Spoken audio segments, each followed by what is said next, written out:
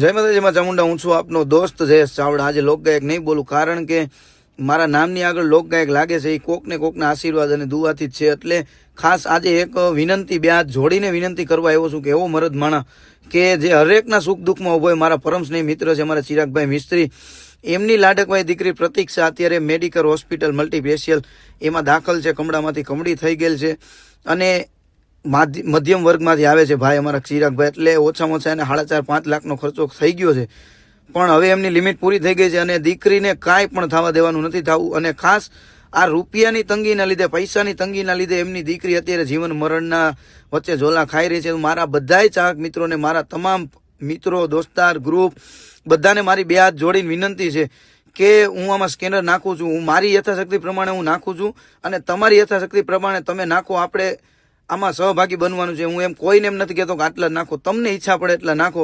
જય માતાજી, જય